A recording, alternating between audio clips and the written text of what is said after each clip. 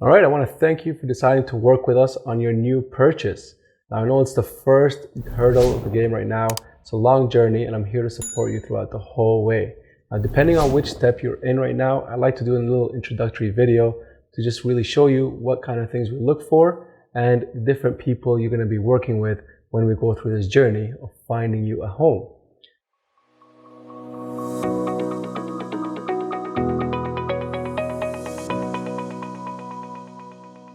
So to start things off, typically you and I will have a sit down and we'll review your documents and we'll go through what is it that you can basically afford. Now, I'm not a mortgage broker myself, but we'll do a very high level before we put you through to an actual mortgage broker who will then actually qualify you. Now, typically the things we need is your ID. We need to see your credit report, the full credit report, please, not just the score. And what I mean by that is if you go to equifax.ca or Borrowwell or TransUnion, what you'll see is they'll give you a full credit report with a score and then all the accounts that you have. Basically, what we're trying to do here is find your total debt services. We want to see how much debt you have. If you own, 2 cars and 2 homes, it might be hard to find you a third home. But if you have nothing in your account, it's clean, then it might be easier to get you that first property. And that's essentially what we're trying to do here. So full credit report and your IDs. And then also we want to look at your job letter. We want to see how much is it that you make and how do you make it. So some people are self-employed. It might be a little bit trickier to get you a mortgage. So we want to be very clear early on. If you're self-employed, how much is it that you make and how have you been filing your taxes? What I mean by that is some people are self-employed, but they show very high income, and that's totally fine. Some people are high earners that are self-employed, but they write off everything. They show very low income, and that's fine. There are programs with different lenders that will help you. And that's why I have at least a mortgage partner that I work with who will help you, take you through that steps. Fourth and last step we want to know is where is your down payment? And how much is it? So a lot of people do have very healthy amounts of down payment, but they keep it overseas. So I want to make sure to tell you that keep the down payment here in Canada in a Canadian account. Do not put it cash. Cash does cause headaches when you're trying to close. So please do make sure you have that. All right. Secondly here, and this could be a second part of the video, and I do want to share is what are the steps that we're going to go through. And I just want to share this with you right now so that you feel confident and you know what's going on. All right. So the first step is all those things we just mentioned. We do want to see your 4 pieces of information: your ID, your credit report. We want to see your job letter and sources of income, and the down payment, and it being in a Canadian account. So we talked about that already. First person you're going to speak with after myself is going to be the mortgage broker. The mortgage broker is going to sit down, review all your file and your credit profile, and will basically give you something called a pre-approval. I'm a real estate agent. I will shop around for you for a home. Now, it usually doesn't make sense that we go out there, start looking at properties that might not even be in your price range. So typically we like to start off with the mortgage broker, who he'll be able to come in and tell you, look, this is how much range you should buy in, right? This is your upper limit, usually is what they focus on. And obviously we try to work our way down from there. We want to make sure we can get you something well within that range. We don't want to really get to that limit. The mortgage broker does what I do for homes. What he does is he shops around your file with all the A lenders, with B lenders, credit unions, in all different avenues. So you can not only just have somebody approve you, but you also have the peace of mind that you've actually checked multiple lenders so that you have the best rate, you have the best conditions for the mortgage, and you're confident that whatever house you look at is actually going to be within your budget. When we start our chapter, after you have the pre-approval, we're going to go around and look for homes. When you come to look for a home, there's a few things I want you to focus on. When you're going to look at a house, we're going to focus on the areas. The first search will be about different areas that we're going to look at. Once we honed in maybe 2 areas that we like, now we're going to start focusing on the type of homes that we want. We want to see, do we want an urban style, maybe townhouse that has 3 stories, or do we prefer a more flat bungalow maybe that's all in one level. So maybe it's easier for people that are maybe in seniors or whatever. Once we've honed into the layout of the house, we want to start, and we start looking at more and more homes, we're going to start looking for things that are red flags. Not every home we're going to look at will match your needs.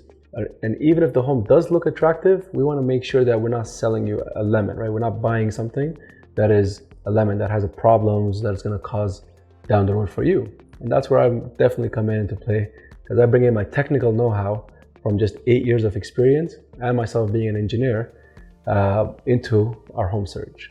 So it's not just a matter of going online, finding a home, going to look at it and opening doors. It's also of finding homes that will not cause you a headache down the line. Because I like to share the responsibility with the home buyers all the way until they've moved in. It's not just when we close.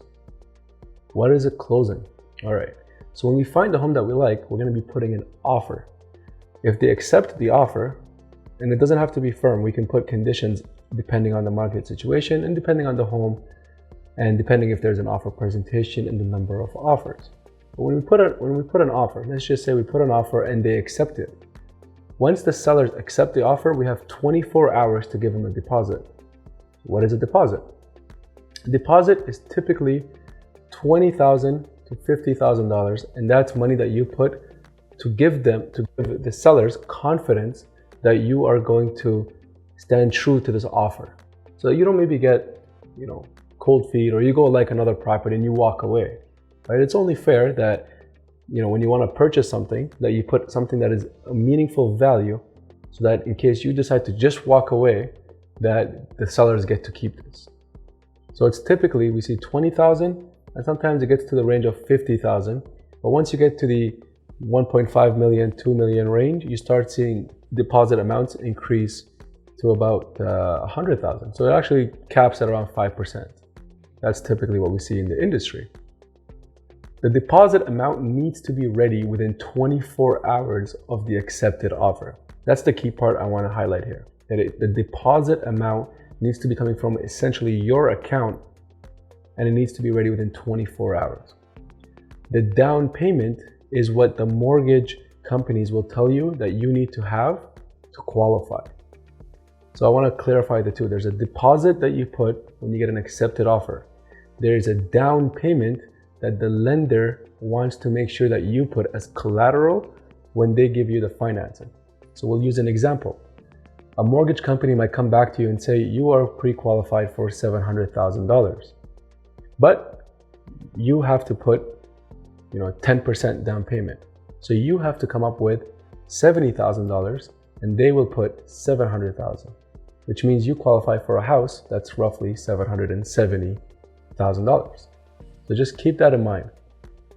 One caveat there, and the mortgage broker will go over, is different homes structures. So for example, if it's a condo and it has maintenance fees, they might reduce your affordability given the maintenance fee, because your carrying cost might change. So we'll cover that in more detail when we get there. But for now, I just want to cover deposit versus down payment. I want to make sure you understand that the deposit amount is probably going to be around 2 to 5% of the property value.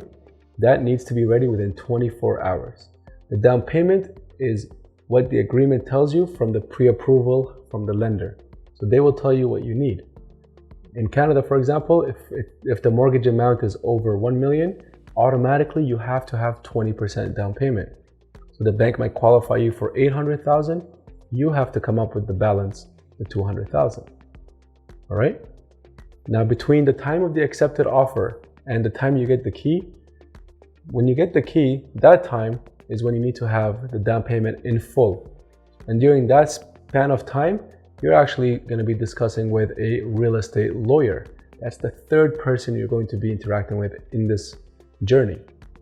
The real estate lawyer, if you don't have one, we can definitely help and recommend ones that are excellent lawyers that are very, very competitively priced. But also, the real estate lawyer will help continue the title search. They'll get you the title insurance, they'll perform the transaction, and they will actually get the title from the sellers and the mortgage from your bank, and then they'll give the mortgage to the sellers, and then they'll get the title and the ownership of the place. They'll give you the keys if you want it there, or we can make sure it's prepared for you at the property. I, of course, will be there, so you can take some videos and pop a champagne bottle if you like. Okay? Try to do these videos here just to really give you the full confidence and understanding of what the steps are, better than some like long email. So let me know what you think of these videos.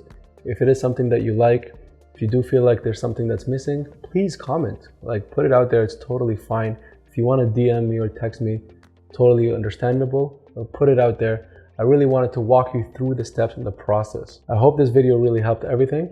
If you have any questions, feel free to call me. I'll keep my contact information below, and I'm looking forward to working with you. Thank you and have a great day. Cheers.